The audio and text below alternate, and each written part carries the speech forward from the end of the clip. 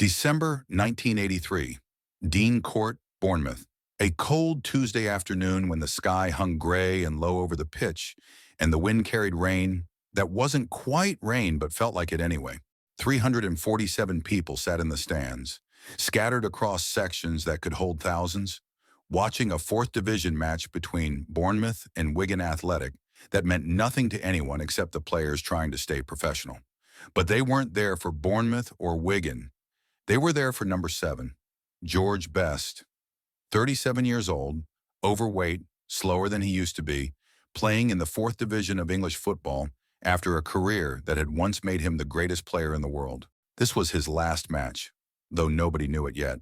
Not even George. This is the story of genius and demons, and the last time Britain's boy wonder touched a football. 20 years earlier, in 1963, a 17-year-old kid from Belfast had arrived at Manchester United so homesick he tried to run away after 2 days. Matt Busby had convinced him to stay, seeing something in the skinny teenager that nobody else could quite explain. Within months, George Best was playing for the first team, and within 2 years, he was terrorizing defenders across England with skills that seemed to come from somewhere beyond normal human capability. He could do things with a football that shouldn't have been possible, moving at full speed while the ball stayed glued to his feet as if connected by invisible string. He could beat 3 defenders in the space where most players struggled to beat one, twisting and turning and accelerating in ways that made crowds gasp and opponents look foolish. By 1968, at just 22 years old, George Best had won the European Cup with Manchester United and been awarded the Ballon d'Or as the best player on the planet. 100,000 people would pack into stadiums just to watch him play, chanting his name until their voices gave out. Because George Best wasn't just a footballer. He was an artist, a magician, a Belfast boy who'd become a god. But genius came with a price that nobody understood until it was too late. The pressure of being George Best, of having to be brilliant every single match, of carrying expectations that would crush most people, started breaking him slowly from the inside. The drinking had started casually enough, a few pints after matches to unwind. But by the early 1970s, it had become something darker and more destructive. George would miss training sessions, show up to matches still drunk from the night before, disappear for days at a time while tabloids tracked his every movement and turned his life into public entertainment. Matt Busby tried to help, teammates tried to help, but nobody could save George from himself. In 1974, at just 27 years old when most footballers are entering their prime, George Best walked away from Manchester United and effectively ended his career at the highest level of the sport. The next decade was a slow, painful decline played out in smaller stadiums with smaller clubs as George tried to recapture something that was already gone. He played in America, came back to England, played for Fulham and Hibernian and a dozen other clubs that were happy to have his name on the team sheet, even if his body couldn't do what his mind remembered. By 1983, he was at Bournemouth in the fourth division, the lowest professional league in England, playing for a few £100 a week in front of crowds that could fit in a large pub.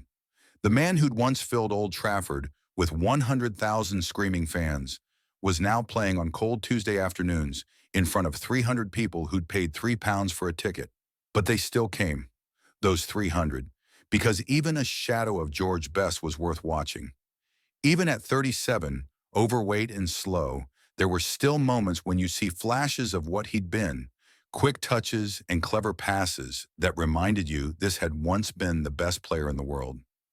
In Belfast, in a small terraced house in the Cregagh estate where George had grown up, his father Dickie sat in front of the television, even though the match wasn't being broadcast. There was no coverage of fourth division football in 1983, no cameras at Dean Court recording what would turn out to be his son's final match. But Dickie sat there anyway, staring at the blank screen, knowing George was playing somewhere in England, knowing this couldn't last much longer. He'd watched his son become the greatest footballer alive, and then watched him destroy himself with alcohol. And there was nothing he could do except sit in the house where George had learned to kick a ball and pray that somehow his boy would find peace. Dickie was 63 years old and looked older, worn down by worry and disappointment and the particular pain that comes from watching someone you love waste the gifts they'd been given. The house was quiet except for the sound of rain on the windows, and Dickie sat there in the silence, remembering the boy who'd practiced for hours in the street outside, nutmegging anyone who walked past, dreaming of playing for Manchester United without knowing that dream would come true and then turn into a nightmare. In Manchester, 42-year-old Michael Patterson sat in the same living room where he'd watched the 1966 World Cup final 17 years earlier, but this time he wasn't watching anything. Like Dickie Best, Michael knew George was playing his last season at Bournemouth, knew it was probably almost over, and he couldn't bear to think about it too much. Michael had been at Old Trafford on May 29, 1968, when George Best had destroyed Benfica in the European Cup final, scoring one goal and creating two others in a performance so perfect it didn't seem real. He'd been in the stands when 100,000 people had sung George's name so loud it hurt your ears, when being a Manchester United fan meant watching the best player in the world wear your team's shirt. Michael had named his second son George in 1969, and young George Patterson was now 14 years old and had never seen the player he was named after do anything except struggle in lower leagues. The boy didn't understand why his father talked about George Best with such reverence, couldn't comprehend that the overweight man playing in the fourth division had once been a genius who'd made football look like art. The match at Dean Court started at 3 o'clock on that cold December afternoon, and for 70 minutes George Best did what he'd been doing for the past several years, which was moving through the game like a ghost of himself. He was still technically gifted, could still read the game better than anyone else on the pitch, but his body couldn't execute what his brain was telling it to do. He'd make a run, and his legs would give up halfway through. He'd see a pass that needed to be made, and by the time his foot connected with the ball, the moment had already passed. The 347 people in the stands watched with a mixture of sadness and fascination, seeing greatness in decline, witnessing the end of something that had once been so beautiful it hurt to watch. In the 70th minute, George Best was substituted.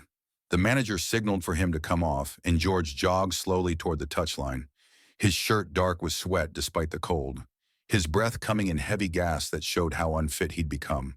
The crowd stood and applauded, all 347 of them rising to their feet, and the sound was thin and scattered in the big empty stadium, but it was genuine. They were applauding not just the player, but the memory of the player, not just what he'd done that afternoon, but what he'd done 20 years ago when he'd been young and fast and unstoppable. George raised his hand in acknowledgement, a small wave that could have meant thank you or goodbye or nothing at all, and then he walked off the pitch and sat on the bench and watched the rest of the match from there.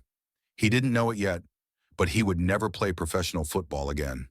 This was it, the last time George Best would wear a football shirt in a competitive match, the last time his boots would touch a professional pitch. The end. When the final whistle blew, George walked to the dressing room alone while the 347 people filed out of the stadium into the cold December afternoon. There was no ceremony, no announcement, no formal goodbye. Just a 37-year-old man in the fourth division, finishing another unremarkable match and heading inside to shower and change and go home. In the dressing room, George sat on the bench and slowly untied his boots, and as he pulled them off his feet, he felt something he couldn't quite name. Not relief exactly, though there was some of that. Not sadness, though, that was there too. Just a sense that something had ended, that a chapter was closing, that the story of George Best the footballer was finally over, even if the story of George Best the man would continue for another 22 troubled years. In Belfast, Dickie Best stood up from his chair and turned off the television that hadn't been showing anything anyway.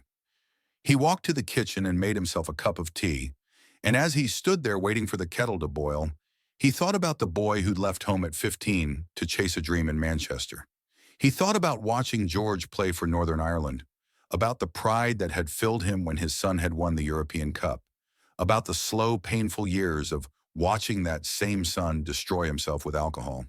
The kettle whistled and Dickie made his tea and sat back down in the empty house, and he wondered if George would ever find peace or if the demons would chase him forever. In Manchester, Michael Patterson turned off the television even though nothing had been on, and he thought about explaining to his 14-year-old son why George Best mattered so much. How do you explain genius to someone who never saw it? How do you make them understand that this overweight man in the fourth division had once been the greatest player alive? How do you describe what it felt like to watch George Best at his peak, when he made the impossible look easy, when he turned football into something that transcended sport and became art? Michael didn't have the words for it, so he just sat there in silence and remembered. And that would have to be enough. The years after that December afternoon in 1983 were not kind to George Best. He tried to stay involved in football through coaching and television work, but the drinking continued and got worse. And eventually it became clear that George couldn't be saved from himself. He went through multiple marriages, multiple attempts at sobriety, multiple promises to change that all fell apart. In 2002, at 56 years old, George received a liver transplant. And for a brief moment, it seemed like maybe this would be the wake-up call that finally made him stop drinking. But within months, he was drinking again, and the new liver began failing, just like the old one had. On November 25, 2005, George Best died in a London hospital from multiple organ failure at the age of 59, his body finally giving up after decades of abuse. 100,000 people lined the streets of Belfast for his funeral, the same number who used to pack stadiums to watch him play. They stood in the rain and cold, ordinary people from the Cregal estate where George had grown up, coming out to say goodbye to the boy who'd left home and conquered the world before losing a much harder battle against himself. Dickie Best, now 88 years old and frail, followed his son's coffin and tried to understand how the greatest footballer of his generation had ended up here. Dead at 59, all that genius and talent wasted. Michael Patterson watched the funeral on television in Manchester, his son George, now 36 years old, sitting beside him, and together they watched as Belfast said goodbye to a legend. "That's who you were named after," Michael said quietly. "That's who he was." And young George, who'd spent his whole life being named after someone he'd never really understood, finally began to grasp what his father had been trying to tell him all these years.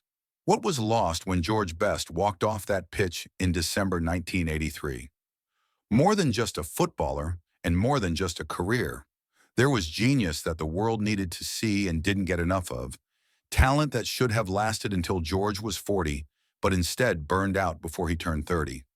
There was the tragedy of addiction that took a man who could do anything with a football and made him unable to do the simplest things in life, like show up on time, or keep promises, or stop drinking. There was the sadness of watching someone destroy themselves while the world watched helplessly, unable to save them from their own demons. But there was also beauty in what George Best had given us during those brief years at his peak, those magical moments when he made football look like something more than just a game. For a few years in the 1960s, George Best was the best player in the world, and everyone who saw him knew they were watching something special. Do you remember watching George Best play? Do you remember the skills and the goals and the way he made defenders look foolish? Do you remember when being a Belfast boy or a Manchester United fan meant watching genius every single week? Do you remember the sadness of watching him decline, playing in smaller and smaller stadiums for smaller and smaller crowds? Do you remember the hope that maybe he'd turn it around, that maybe the talent would overcome the demons? If you remember any of this, then George Best isn't completely gone. He's still there in the memory of what British football used to be, in the story of the Belfast boy who became the best player in the world before losing everything to addiction. Share your memories of George Best in the comments below. Tell us about watching him play, about what he meant to you, about the genius and the tragedy. Subscribe for more stories about the legends we've lost and the heroes who define British sport.